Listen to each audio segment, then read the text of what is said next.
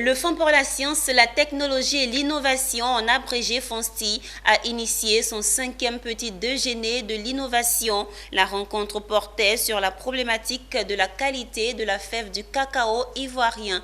Le témoignage de Mireille Abalé et Marie Cicéry.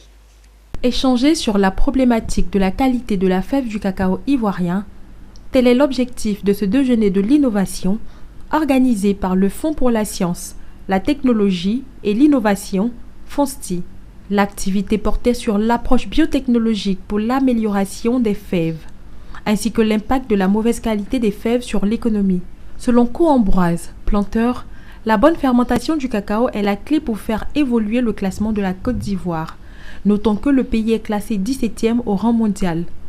Quand vous faites une récolte, vous devez aller à la fermentation, vous devez obtenir une qualité équivalente qui répond au cahier de charges du chocolatier.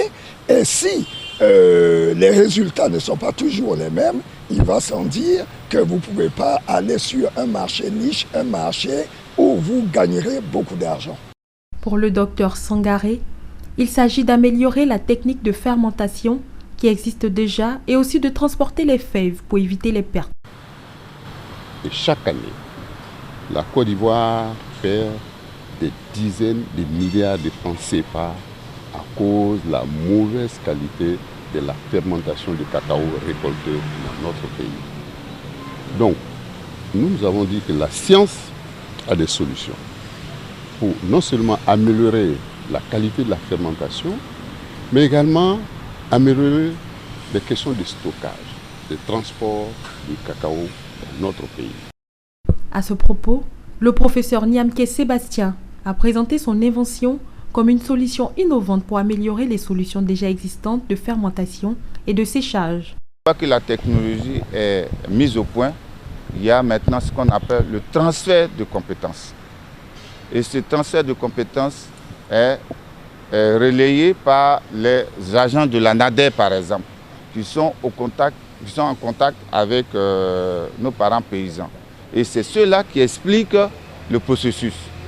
Mais nous allons dans un sens où nous voulons vraiment simplifier les choses, de telle sorte que les parents paysans puissent utiliser les starters dans un conditionnement adéquat et simple. La Côte d'Ivoire, premier producteur mondial avec 1,7 million de tonnes de fèves, en broie seulement 15 000 tonnes par an. Cependant, le pays est le premier broyeur mondial à hauteur de 20%. Le FONSTI entend donc aider les entrepreneurs à broyer 100% de la production.